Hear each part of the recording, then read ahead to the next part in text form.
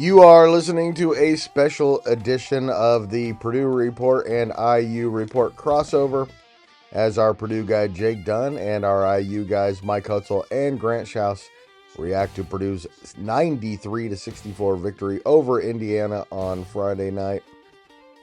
This podcast got a little out of hand at times, but it was an awful lot of fun. But I want to warn you, there is some adult language. Cover the kids' ears!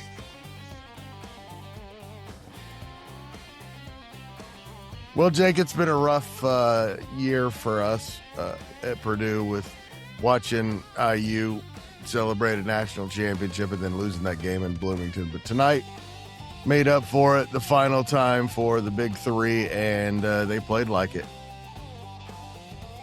Nice to have at least something to kind of hang on to here in this rivalry. As you pointed out, it's been pretty lopsided towards IU here this year, but it's good to see Purdue, actually look like a top 5, top 10 team again.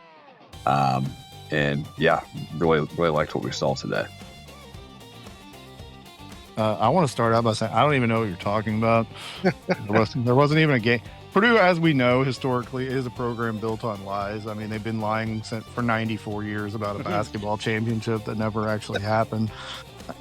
Actually, 92, because the one that they won was retroactively awarded to them, allegedly, 2 years after it took place. So, you guys say there was a game tonight.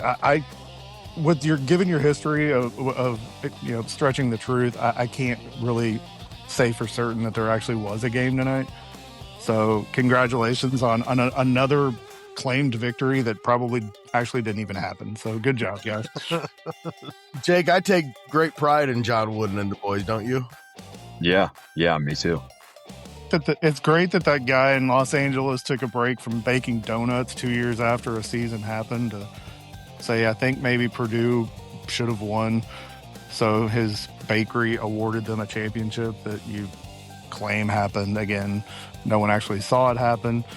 You do understand in the all-time series, a lot of your wins came before integration. You might not understand that because I don't think Matt Painter understands that integration happened, because I look at your roster and it's a complete whiteout out there. Mike just went for it today.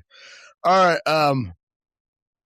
First of all, it's as legit as any football national championship until the last couple of years.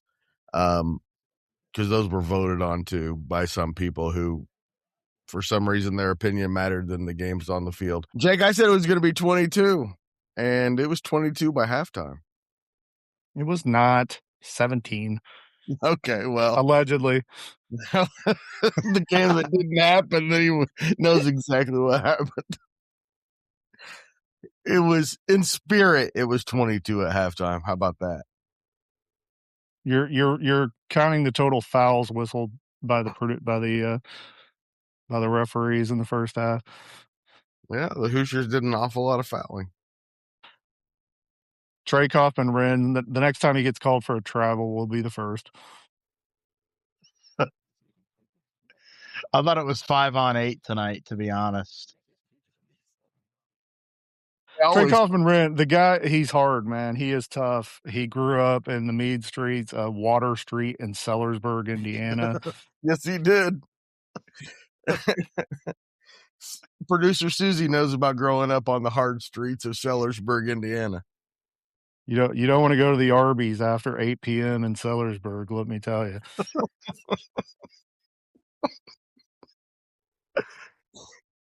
This is the greatest reaction podcast of all time.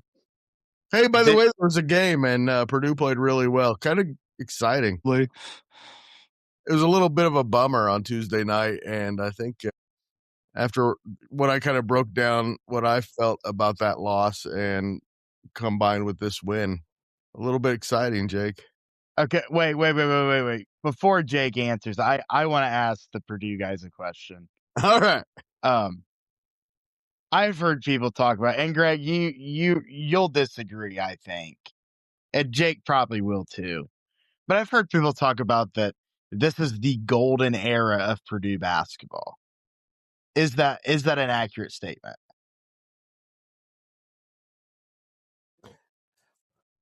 It's probably, I don't know.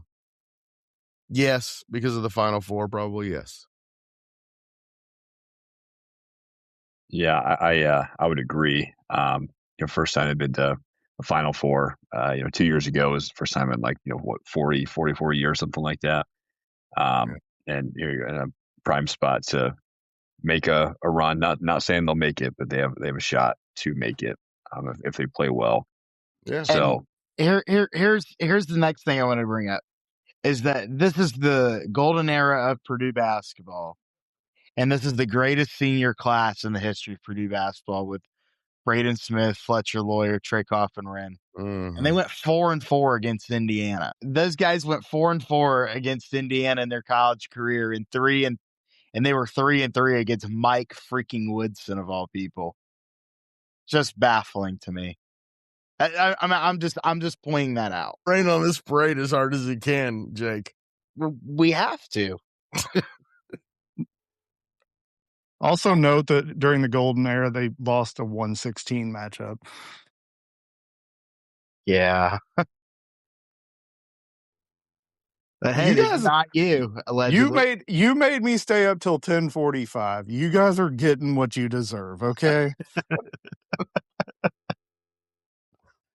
maybe you should try it out, because every time that somebody's lost to a 16 seed, they've made the national championship. So, Omar, Jake, let's talk about the Purdue win tonight.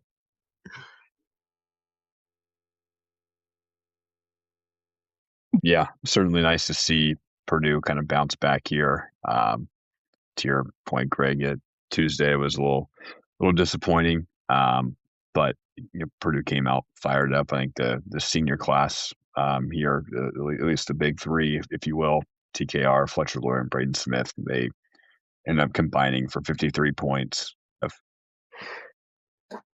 In the first half, I don't think anybody else scored except for those three. It didn't seem like.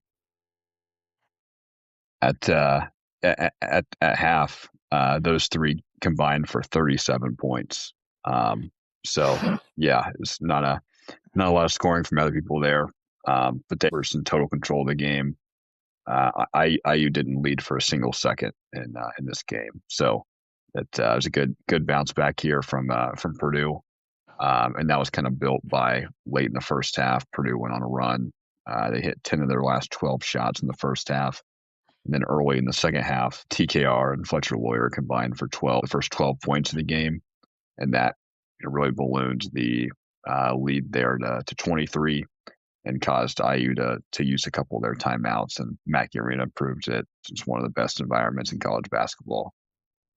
The question I wanted to ask about the game is, do we think that Darren DeVries and Tucker DeVries and some of these guys for IU, do we think that they were maybe a little shell-shocked by the atmosphere that was in Mackey Arena tonight? Do you think that, no question it played a factor, but do you think it really played a factor to where Indiana just played horrendous?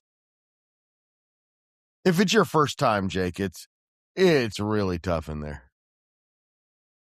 Yeah, it is. I have not been at IU this year, so I don't know what their home environments have been like this year, but that's a tough place to play as well. So they've been in a similar environment, so I'm sure they were a little bit prepared for it, but certainly I'm sure the environment played a little bit of a factor, but it just didn't really look like they really wanted to be there. You mentioned, Greg, that they shot 67% from the field. I believe they showed when they were interviewing Matt Painter at the end, that was the highest percentage ever in the Matt Painter era. And this offensively just looked elite tonight, which is refreshing. Well, from an Indiana perspective, it's just really, it's been the same story pretty much all year. Grant, you can agree or disagree. It's like Indiana, you have about a 90% idea of whether or not they're going to win the game when you sit down to watch it. Indiana's going to beat the teams they're supposed to beat. They're going to lose to the teams they're supposed to lose to. At some point, it's just, are they going to compete? And these last two games, they haven't even really done that. Purdue, to their credit, tonight they came out with the mindset of, guys are going to beat us, but it's not going to be Lamar Wilkerson. It's not going to be Tucker DeVries. And you saw in the first half, Conaway and Bailey are the two guys getting buckets for Indiana in the first half. And Lamar Wilkerson didn't hit a shot in the first half of the game. He got going in the second half, but it was way out of reach by then. Tucker, as frustrating as it is, he actually played well tonight. He shot well. He scored 11 points in the first 21 minutes of the game, and I don't think he shot the ball after that. And he had some really tough shots too. If you go back to the Marquette game, when he's on, he's unstoppable. He had 30 points in the first half of that game, and I'm not comparing Purdue and Marquette defensively in any way, shape, or form. I hope you don't think that, but that's just the type of player that he is. He can be one of those guys that gets on a roll and keeps a team in a game or wins you a game. And tonight he looked like he had that ability. He just didn't force the issue. And this team, more than any team I've ever watched, Indiana over the course of 47 years, they just don't. If it's hard, they don't want to do it. Yeah, I agree. It was gonna be hard to win tonight. You were gonna have to do things to get your shot that you might not normally have to do because the other team was playing really good defense and hard nosed and up in you defensively, which really isn't even typically Purdue style, but they did it tonight. And Indiana they took what was there, which was Reed Bailey going one-on-one in the post. He got his 8 to 10 points in the first half, and then defensively they were just like a piece of toilet paper that you put in the bathtub. They just could not stop anything. It was horrible. There's 2 games in a row where they played that way, and they're not good enough to compete if they're not defending. Well, Purdue was at like 1.4 points per possession, I think, at some points tonight. That's absurd. You're just not going to win games when that happens. That's a given. So it's defense wasn't great either at times. Overall, it was, but after Tuesday night, that's still a little bit of a concern. I just hate with this IU team that, like, Mike's right. You can pretty much sit down and watch the game and pretty much kind of know what's going to happen. Like they just haven't shocked anyone yet. They've beaten everybody they're supposed to beat. They beat, for example, you knew they were going to beat Oregon. You knew that. Well, I feel like there's 2 toss-up games they've had on their schedule this year. Both were at home, and they won one and they lost one. They lost to Iowa. Yeah, they really didn't compete, and then they beat Wisconsin. UCLA was their surprise win, I think. To an extent. But Minnesota was their surprise loss. Yeah, they shouldn't have lost that game. So and you cannot lose. Look, Mike, you cannot lose here down the stretch to Northwestern or Minnesota. Or Ohio State, for that matter. Absolutely. If you want to make the tournament, you've got to win at least 3 of the next 4. Ohio State just beat Wisconsin at home. Ohio State's not a bad team. They just haven't gotten the marquee win. This isn't a breakdown Ohio State podcast, so I won't spend a lot of time with it. But if you looked at Indiana's schedule at the beginning of the year and you broke down game by game by game by game by game, you'd say right now they'd probably be 8-8 in the Big Ten and 18, 17, and 9 overall. I mean, I can't remember how many games they played. And it not be surprised whatsoever. That season has played out exactly like you thought it would play out. Yes. They didn't beat anybody that you thought they were going to beat in the preseason. They didn't beat Kentucky. They didn't beat Louisville. They beat Kansas State. Marquette was supposed to be a toss-up, but they suck, so they got that win. And in conference play, you beat UCLA. Good job. You beat Mick Cronin. Just don't raise your voice at him. Oh, that guy. Shut up. In my lifetime, and I'm 52, Purdue has a winning record against IU, right? I thought there were like 40 wins came before integration. So They did, but they still have a winning record against. I mean, IU. Greg, you got to understand when you were watching basketball. When did they stop? When did they stop doing a jump ball after every basket, Greg? Were you 6 or 7 when that happened? Wow. Every championship season, you have a favorite moment. What was your favorite moment with the 32 Boilermakers? Since it's so totally real and actually happened. Probably the win over IU. I'm sorry, Mike. You walked right. Grant, we don't even know that game actually happened. That's true. I'm not even sure there's a game that happened tonight. They may as well play that game on the moon. Purdue makes that up too.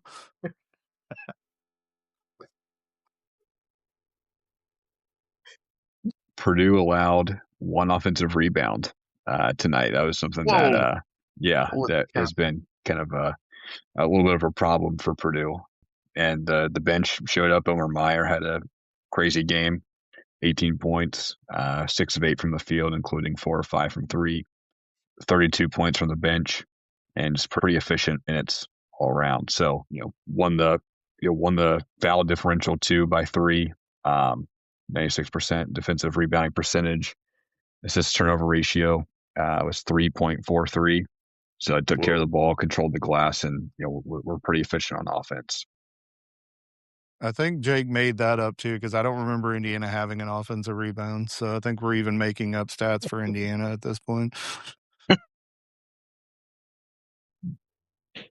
By the way, 96 years ago, Sunday, Purdue won 42-29 at IU behind, I'm sure, a great performance by John Wooden. And then John Wooden went to UCLA and cheated his ass off. So congrats.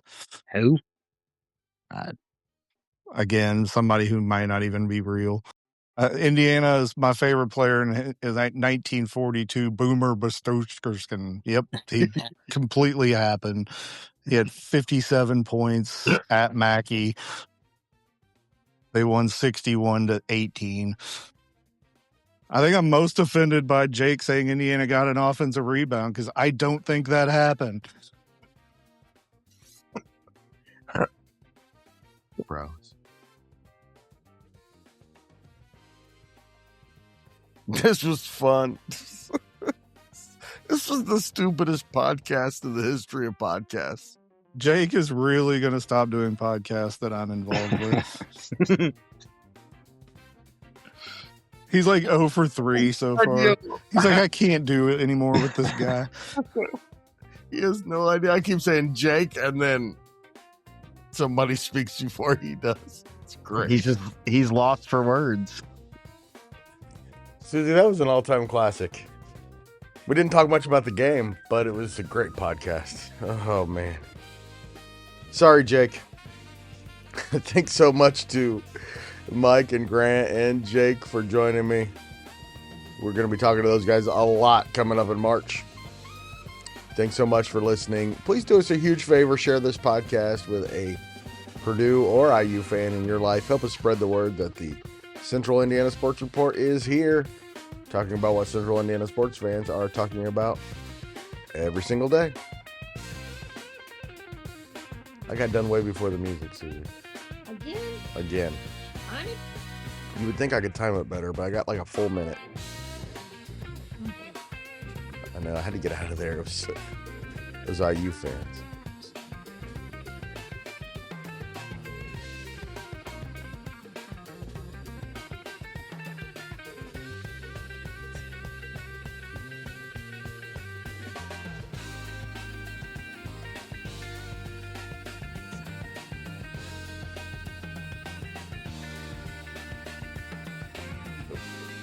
Producer's supposed to be the one being quiet in the background.